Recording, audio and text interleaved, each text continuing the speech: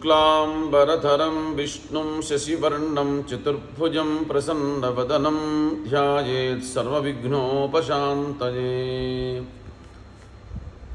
अगजाननपद्मार्कं गजाननमहर्निशम् अनेकदन्तं भक्तानाम् एकदन्तमुपास्महे।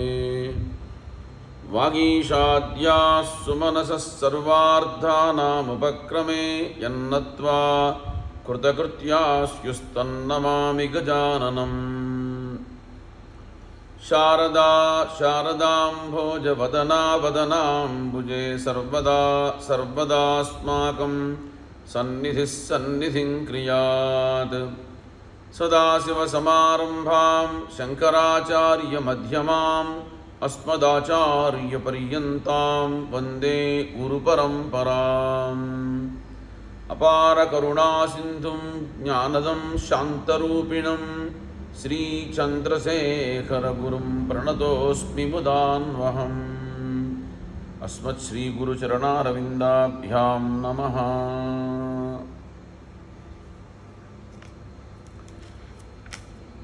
కంచి కామకోటి పీఠాధీశ్వరులు సాక్షాత్తు అపర శంకరావతారమూర్తి శ్రీ శ్రీ శ్రీ చంద్రశేఖరేంద్ర సరస్వతి మహాస్వామి వారి గురించి గత 4 రోజులుగా వారి దివ్యానుగ్రహంతో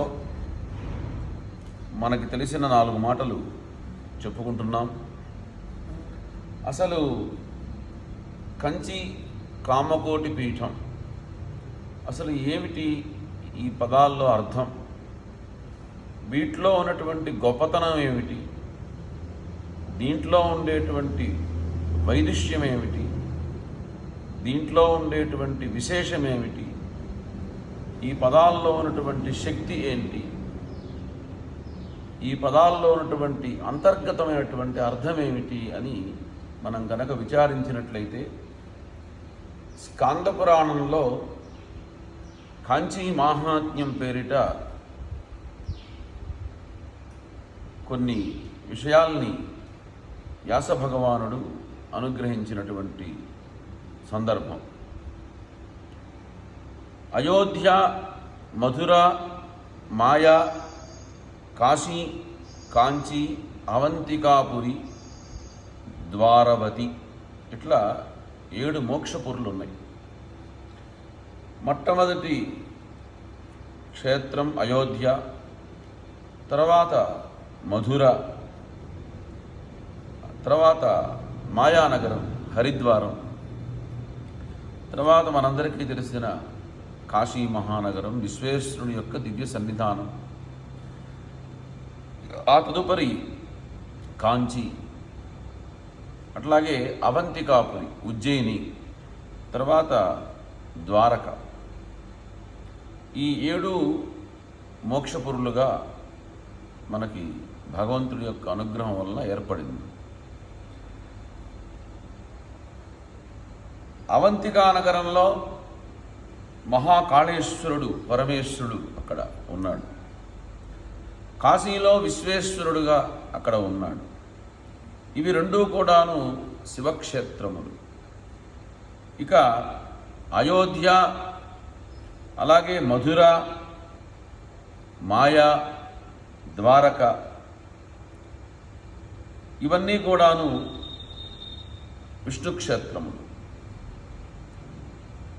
కంచి శక్తి క్షేత్రం, ఏకైక శక్తి క్షేత్రం, శక్తి ప్రధానంగా ఏర్పడినటువంటి క్షేత్రం. నారీషు రంభా నగరేషు కాంచీ అని ఒక మాట. కాంచీనగరం శ్రీచక్రంతో కూడినటువంటి ఆకృతిని పోలినటువంటి ఒక గొప్ప పట్టణం. కాంచీనగరమే శ్రీచక్రమైతే అందు బిందు స్థానంలో ఉన్నటువంటిది సకల దేవతాత్మక స్వరూపిణి అయినటువంటి కామాక్షి అమ్మ. ఆమె బ్రహ్మ విద్యాస్వరూపిణి. ఆవిడకి అనేకమైనటువంటి నామధేయములు ప్రత్యేకంగా కలవు. ఏమిటి అంటే కామదుఘ, కామకేళి, కామకోటి, కామాక్షి అని ఆమెను కీర్తిస్తూ ఉంటారు. ఈ అనాది సిద్ధమైనటువంటి ఈ క్షేత్రంలో ఆదిశంకర భగవత్పాదుల వారు ఆసేతు హిమాచల పర్యంతం కూడాను పర్యటించి వైదిక ధర్మాన్ని, అద్వైత సిద్ధాంతాన్ని కూడాను ప్రతిష్ఠించి కైలాసం నుంచి వారు స్వయముగా తెచ్చినటువంటి పంచస్ఫటికలింగములలో ఒకటైనటువంటి యోగలింగాన్ని, అట్లాగే శ్రీ మేరువుని కాంచీ మఠమునందు ఉంచి అర్చిస్తూ శిష్య పరంపరతో ఇక్కడ ఆవాసం చేస్తూ ఆ మోక్షపురి కామాక్షి ఆలయంలోనే వారు విదేహముక్తి పొందారు అని ఒక కథ కూడా మనకు కనిపిస్తూ ఉంటుంది. ఈ విషయాన్ని కేరళీయ శంకర విజయం అనేటువంటి గ్రంథంలో ఇది నిశ్చిత్య మనసా శ్రీమాన్ శంకరదేశికః, ఇది నిశ్చిత్య మనసా శ్రీమాన్ శంకరదేశికః మఠే శ్రీ శారదాభిక్షే సర్వజ్ఞం యనధాన్మునిం సురేశ్వరం వృత్తికృతిం అంతికస్థం సదాదరాతు సమం సంస్థాప్య తస్మై స్వం వక్తుం భాష్యం సమన్వశాత్ అని దాంట్లో చక్కగా రాశారు. అఖండ జ్యోతిరానందం అక్షరం పరమం పదం స ఏవ శంకరాచార్యో గురుర్ముక్తి ప్రదస్యతాం అని బృహత్ శంకర విజయం అనేటువంటి గ్రంథంలో కూడా వ్రాశారు. అట్లాగే ప్రాచీనమైనటువంటి ఒక శంకర విజయ గ్రంథంలో కంచి గురించి ఒక మాట చెప్తారు. ఏమనంటే సర్వజ్ఞపీఠమధిరుహ్య తదస్తదగ్రే మిశ్రాన్ విజిత్య సహనోప నతాన్ ప్రయోగా అధ్యాస్త కాంచిమభిమండిత కామకోటి పీఠో నిజమవాప్య సశారదాక్షాం అని చెప్పారు. ఏమిటంటే కాంచీపురంలో భగవత్పాదుల వారు అనేక సంవత్సరాలు అక్కడ ఉండి అనేక మంది శిష్యవర్గానికి ఆ బ్రహ్మ విద్యని అనుగ్రహించారు. ఆ కామాక్షీదేవి యొక్క ఉపాసనని వారు చేశారు అని. అలాగే శంకరాభ్యుదయం అనే పేరిట ఒక కావ్యం రాజచూడామణి అని ఒక ఆయన రచించారు. దాంట్లో ఒక మాట అంటారు, కంపాతీర నివాసిని మనుదినం కామేశ్వరీమర్చయన్నో బ్రహ్మానందమవిందిత త్రిజగతాం క్షేమం కర శంకర అని ఉద్ఘాటించారు. ఇట్లు భగవత్పాదుల వారు స్వయంగా స్థాపించినటువంటి కామకోటి పీఠం తదామ్నాయ శక్తి. చాలామంది 4 పీఠాలు అని అంటూ ఉంటారు. ఇన్ని ప్రమాణాలుగా 5 పీఠాలు 5 లింగాలు తీసుకువచ్చి 5 పీఠాలని వారు స్థాపించారు. మిగతావన్నీ కూడాను పూర్వామ్నాయ, దక్షిణామ్నాయ, పశ్చిమామ్నాయ, ఉత్తరామ్నాయములతో ఉన్నాయి. ఇది మూలామ్నాయ సర్వజ్ఞ పీఠం అనే పీఠం దాని పేరుతో దీన్ని స్థాపించినట్టుగా అనేక గ్రంథాల్లో సప్రమాణంగా ఉన్నది. కామకోటి పీఠం తదామ్నాయ శక్తి కామాక్షి. ఇక్కడ మహావిష్ణువు వరదరాజుగా, పరమేశ్వరుడు ఏకాంబరేశ్వరుడుగా విరాజిల్లేటువంటి మోక్షపురి కాంచీ నగరం. ఇక్కడ ఒక్కరోజు వాసం చేసినా చాలు నరుడు ముక్తుడైపోతాడు. కంచి కలుషశోధిని అని అంటారు. అంటే సమస్తమైనటువంటి పాపాలని పోగొట్టి మోక్షాన్ని అనుగ్రహించేటువంటి శక్తి ఆ కామాక్షి కాంచీపురానికి ఉన్నది.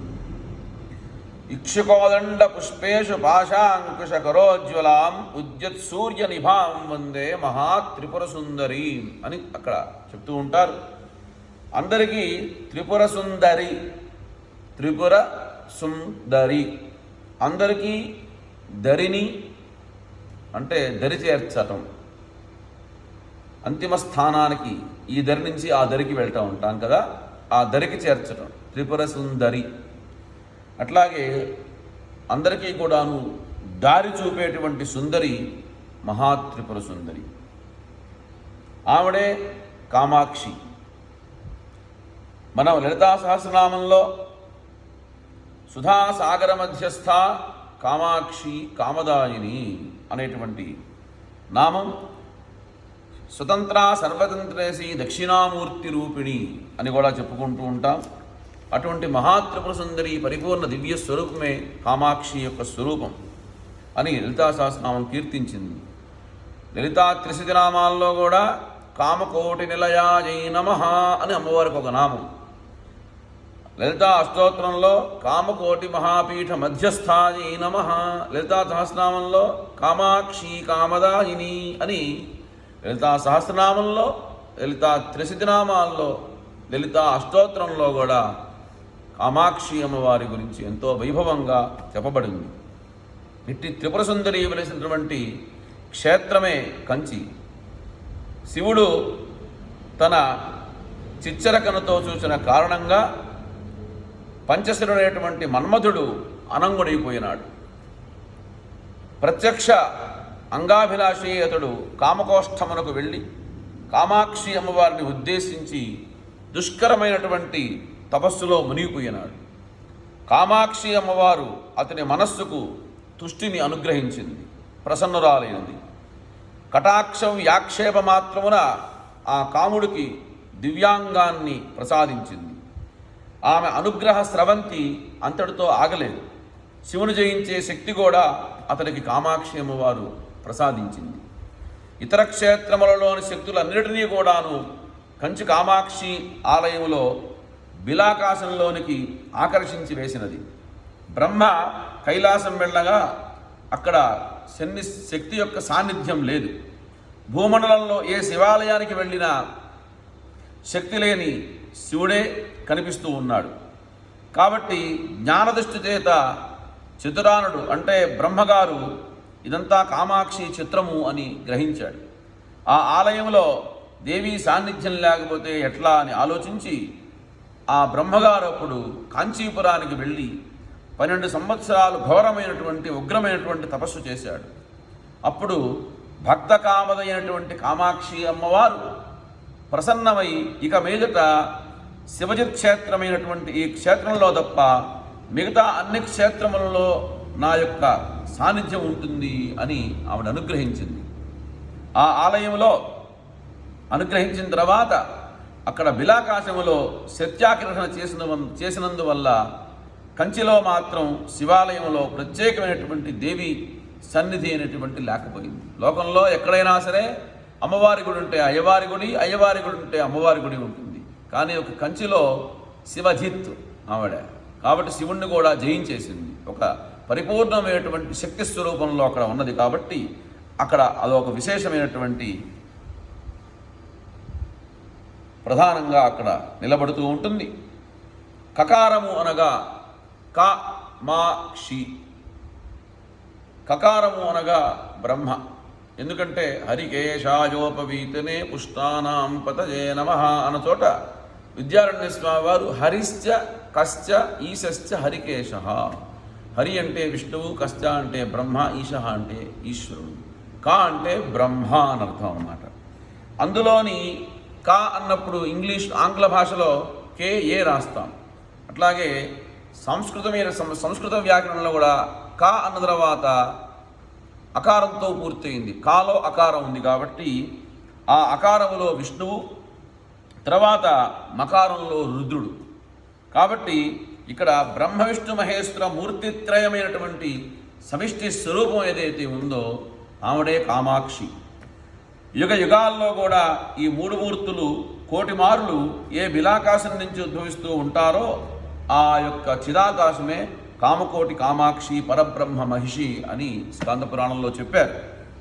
ఆమె క్షేత్రమే, ఆమె ఉండేటువంటి క్షేత్రమే కాంచీపురం. పంచభూత క్షేత్రములని ప్రసిద్ధి చెందినటువంటి 5 క్షేత్రాలు మనకు ఉన్నాయి. దాంట్లో కాళహస్తి, అలాగే కంచి, అలాగే అరుణాచలం, అలాగే జంబుకేశ్వరం, అలాగే చిదంబరం. ఈ 5 చోట్ల పంచభూతాలకి సంబంధించినటువంటి 5 లింగాలు వాయులింగం మనకి కాళహస్తిలో కనిపిస్తుంది. కంచిలో పృథ్వీలింగం ఏకాంబరేశ్వరుడు కనిపిస్తాడు. అలాగే తిరువణ్ణామలై అరుణాచలం వెళ్తే అక్కడ అగ్నిలింగం కనిపిస్తూ ఉంటుంది. అలాగే జంబుకేశ్వరం వెళ్తే జలలింగం కనిపిస్తుంది. అలాగే చిదంబరం వెళ్తే ఆకాశలింగం కనిపిస్తుంది. అట్లాంటి పంచభూత క్షేత్రాల్లో ప్రసిద్ధమైనటువంటి క్షేత్రంగా 5 ఉన్నాయి. అందు ఆకాశ క్షేత్రం చిదంబరంగా ఉంది కాబట్టి ఇక్కడ పృథ్వీమూర్తిగా ఏకాంబరనాథ స్వామి వారు ఉంటూ ఉన్నారు అక్కడ. అట్లాగే కాశీ క్షేత్రంలోనూ అలాగే కంచిలోనూ స్పర్శ దోషం లేదు అంటారు. ఎవరన్నా ముట్టుకున్నప్పటికీ దోషం లేదు అని. అగ్నిమధ్యగతం వస్తు తన్మయం స్యాత్ యథాక్షణాత్ ఏవం కాంచీం ప్రవిష్టాయే మన్మయాస్యుర్న సంశయ అని కాంచీ మహాత్మ్యంలో చెప్పబడి ఉంది. శ్రేష్టములైనటువంటి అష్టాదశ శక్తిపీఠాల్లో 3 ప్రధానమైనటువంటి ముఖ్యమైన క్షేత్రాలు ఉన్నాయి. దాంట్లో ఒకటి పంజాబ్లో గల జలంధర్ జ్వాలాముఖి పీఠం, ఆ తర్వాత అస్సాంలో ఉన్నటువంటి గౌహతి క్షేత్రంలో ఉన్నటువంటి గుహవతి కామరూపా పీఠం, ఆ తర్వాత కంచిలో కామరాజపీఠం. జ్వాలాముఖిలో జలంధర్లో జ్వాలాముఖి క్షేత్రంలో భృగు మహర్షి అక్కడ తపస్సు చేసి అర్చించారు. కామరూపా క్షేత్రం గౌహతిలో వ్యాస మహర్షి అర్చించారు.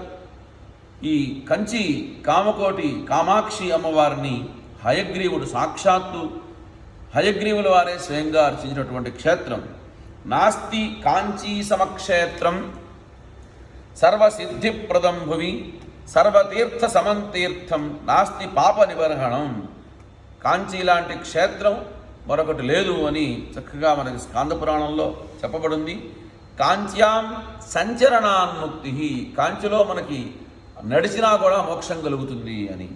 కామాక్షి సదృశాదేవి నాస్తి మంగళదేవత, కామాక్షి లాంటి దేవత మంగళాలను అనుగ్రహించేటువంటి సర్వమంగళాలని అనుగ్రహించేటువంటి దేవత ఇంకెక్కడా లేదు అని. మోక్షం అనే ఏకాంబర ఫలం ఇచ్చేటువంటి ఏకాంబరనాథులు అక్కడ ఉన్నారు. అట్లాగే కామాక్షి కుచకుంభచూచక కనశ్రీకంకణాంకోజ్వలో భక్తానేక మనోరథారమణిభిర్లోకైక రక్షామణి సేవానమ్ర రమేశ ముఖ్య దివిషత్కోటీర రత్నప్రభా ప్రాగ్భారాంచిత చూతమూలవసతి పాయాదపాయాశివ అని ఆ కామాక్షి అమ్మవారిని మోకకవి ప్రార్థించారు. ఆదిమ పురుషస్య నయన పీయూషం అని కూడా ఆయన అభివర్ణించారు. కంచిలో నయన పీయూషమూర్తి మరొకటి ఉన్నది. ఆ మూర్తి ఏమిటయ్యా అంటే ఆధ్యాత్మిక ఆది భౌతిక ఆది దైవిక తాపత్రయాల్ని పోగొట్టేటువంటి అవ్యాజమైనటువంటి కరుణామూర్తి. కామకోటి పీఠాధిపతులు శ్రీ పరమహంస పరివ్రాజకాచార్య వర్యులు బ్రహ్మీభూత శ్రీ చంద్రశేఖరేంద్ర సరస్వతి శంకరాచార్య మహాస్వామి పరమాచార్య స్వామి వారు ఆయన నయన పీయూష మూర్తి. అందరూ ఆయన్ని మహాస్వామి అని, మాస్వామి అని, మహాపెరియవా అని, పరమాచార్య అని అందరూ కూడాను ఆయన్ని వ్యవహరిస్తూ ఉంటారు. అందరికీ ఆయన స్వంతమే, సర్వ స్వతంత్రుడు ఆయన. కానీ భక్తుల యొక్క గాఢ ప్రేమ వల్లరిలో చిక్కున్నటువంటి అస్వతంత్రుడు ఆయన. ఏమిటయా అంటే విశేషం, సర్వతంత్ర స్వతంత్రులు వారు. కానీ భక్తుల విషయంలో వాళ్ళల్లో చిక్కుకోపోయి వాళ్ళ ఎందు ఉండేటువంటి ప్రేమ వల్ల వాళ్ళు ఆయన మీద చూపించేటువంటి భక్తికి అభిమానానికి ఆయన అస్వతంత్రుడు. ఆయన అంత గొప్ప మహానుభావులు పరమాచార్య స్వామి వారు. వారి యొక్క దివ్యానుగ్రహాన్ని మనందరం కూడాను పొందాలి. ఎప్పుడూ వారి యొక్క చరిత్రని స్మరించాలి. వారి దివ్యమంగళ విగ్రహాన్ని ఎప్పుడూ మనం మనస్సు ఎందు మన హృదయపేటికి ఎందు నిలుపుకోవాలి.